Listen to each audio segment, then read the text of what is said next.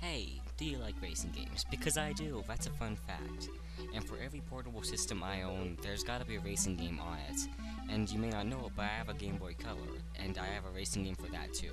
And that game is Test Drive 2001 for the Game Boy Color. I already said that. So Test Drive 2001 is a part of four different games poured by companies Infogrames and Santira for the Game Boy Color. First up was Test Drive 6. It was a flop. But they tried again with Test Drive Alpha 3. You guessed it, it was a flop. So then they did Test Drive Cycles. That was a flop also. And finally, in the last attempt, they tried doing an original game. Not just a port, but an original game. So they made Test Drive 2001. And how good is it? Well, that's what I'm here to tell you. These Test Drive Game Boy Color games, with the exception of Off-Road 3 and Cycles, used that isometric perspective like RC Chrome and Super Skid Marks, which I personally like, but you don't need to know that. The game itself is actually has the same type of engine as Test Drive 6. And I don't mean like a car engine, but the way it runs. They both seem to run the same type of style, except with different cars and bigger sprites for 2001. The game's music, on the other hand, there's only 4 tracks, and it only appears in the menu. So that's over with. I should probably get back to the graphics though. The graphics are actually pretty well made. All of them are really clean, I guess you should say, and they're all really smooth, using just a ton of frames for each and every car, as well as even more frames for all of them when they're in the air. That's some pretty impressive stuff just to put into a Game Boy Color cart. Now, you might be thinking that I'm actually pretty positive on this game, and I do actually like it, but there is one fatal flaw that I'm pretty sure you will hate also. The AI is absolutely terrifying.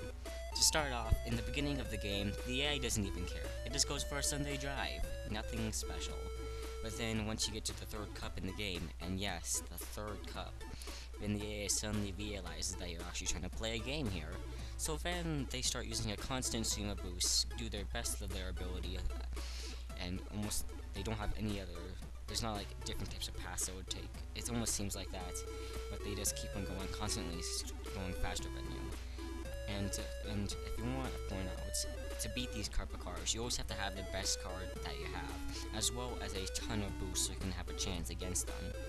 But to get boosts, you need to win races in first place, and you also need to have money to buy the new car. That's the most expensive one. And then you have to win as many races just so you can get all the points up again, so you can have your car maximally tuned so you can have a chance against this AI. And that really sucks because this game has a lot of potential, but this AI just makes it almost impossible. And I'll just say right now that I have tried a ROM of Test Drive 6 and beat it. Well, almost not completionist style, but I beat all the tournaments. And the last one, even with the fastest car, is still brutal. The AI does not even care, and judging by the fact how it almost seems like it's running on the same engine that Test Drive 2001 is running as the same engine as Test Drive 6, I feel like that's what it's going to be. Because, fun fact, I am still stuck on the 3rd tournament. Infogrames and Interior, I get it, you want it to make the game last longer by making it extremely hard. But that doesn't make it any more fun. A game is supposed to be fun so you can enjoy it. But when you just keep on getting beaten over and over again, getting left in the dust, it gets less and less fun because it's so repetitious. I'm sorry for ranting, but that's really the entire point of why I wanted to do this game.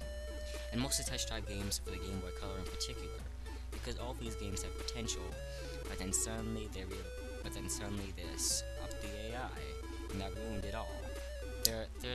This one in particular has link cable support and also has more features in the option menu.